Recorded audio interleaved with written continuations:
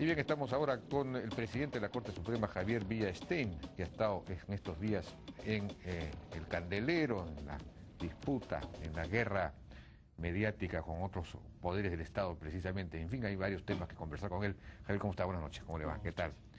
Bueno, ha salido hoy día un comunicado de la Corte Suprema rechazando las expresiones que el comunicado llama agraviantes del miembro del Tribunal Constitucional, Carlos Messía, quien declaró, entre otras cosas, calificó al Poder Judicial, realmente de una manera excesiva, como cueva de ladrones, y que por eso pues no podía encargarse del tema constitucional, el control constitucional de las leyes, porque usted había declarado en días anteriores que de alguna manera pues habría que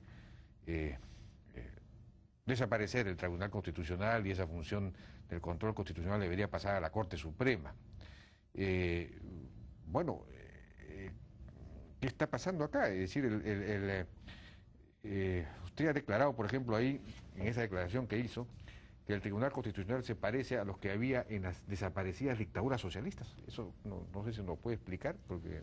Bueno, para comenzar, a quien habría que preguntarle es al iracundo, porque es el iracundo que ha insultado a la institución que yo represento y en adición me ha descalificado para debatir este tema, no obstante que después me invita a debatir, por una opinión que he dado yo, una opinión en el sentido de que hay que debatir la conveniencia o no de que el Tribunal Constitucional permanezca tal cual, independiente, o el Tribunal Constitucional, al modo de como ocurre en Costa Rica, como ocurre en Colombia, como ocurre en Argentina, y en una pluralidad de países, formen parte de la Corte Suprema. Es una opinión y un llamado a debatir sobre un tema en el que yo ya he tenido en diversas oportunidades pronunciamientos.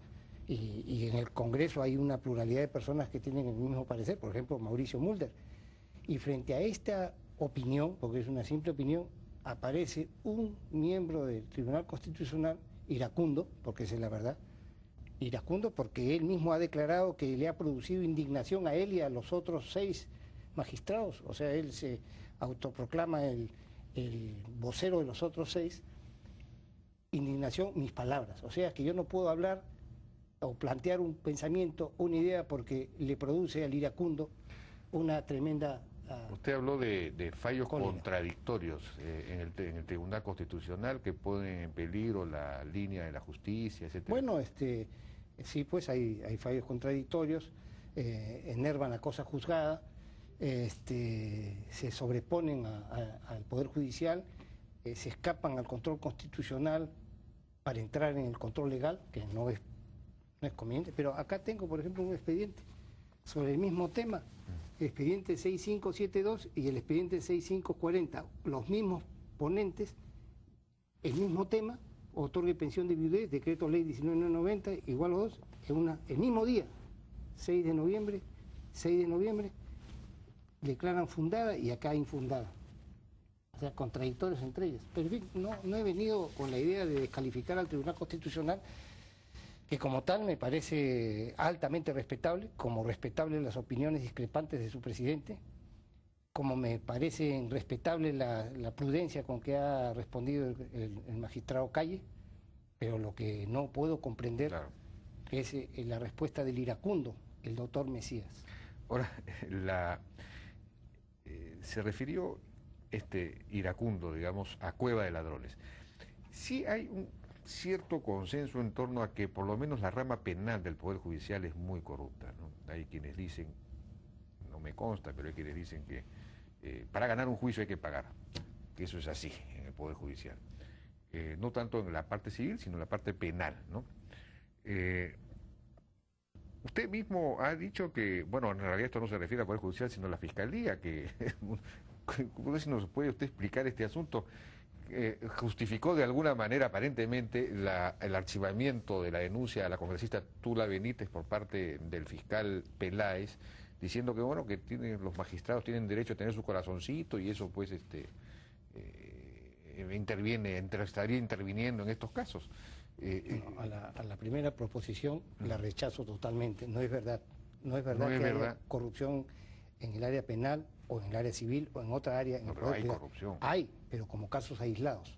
como hay en todas las instituciones, incluyendo la iglesia, incluyendo los ejércitos. Existe corrupción en donde existe una pluralidad de personas, puede haber, pero como una cosa sistemática, organizada, eso no es verdad, no existe. Es una eso costumbre, no es cierto. Está institucionalizado No, de alguna forma. hay mucho infundio, hay intermediarios que le atribuyen a los jueces cobranzas que no existen para poder ellos enriquecerse timando a sus patrocinados. Eso sí puede haber, en mayor medida de lo que es propiamente errores o actos de corrupción del Poder Judicial. Esto queda completamente aclarado, inclusive en los últimos tiempos prácticamente no se han presentado casos de corrupción. En cuanto a la primera proposición. En cuanto a la segunda, decir lo siguiente, pues, el tema de la señora Tula, yo no he dicho lo que va a hacer, lo que va a ocurrir, porque todavía esto recién va a pronunciarse el Poder Judicial. Lo que ha ocurrido es que el Ministerio Público, en la persona del doctor Peláez Bardales, se ha pronunciado en un sentido que él considera razonable y oportuno, desde el punto de vista estrictamente jurídico, porque yo no creo, es lo que he dicho, yo no creo que la eventual, supuesta o real filiación o afectos políticos que pueda tener el doctor Bardales, desde ya lo niego, puedan haber influido en su dictamen. Ahora, este es un dictamen, pero ese dictamen del fiscal supremo no es vinculante absolutamente. En consecuencia, lo que tenga que decir el juez recién lo vamos a conocer cuando el juez se pronuncie, de modo que no tenemos por qué confundir los planos. Vamos a ir a una pausa, si me permite, regresamos.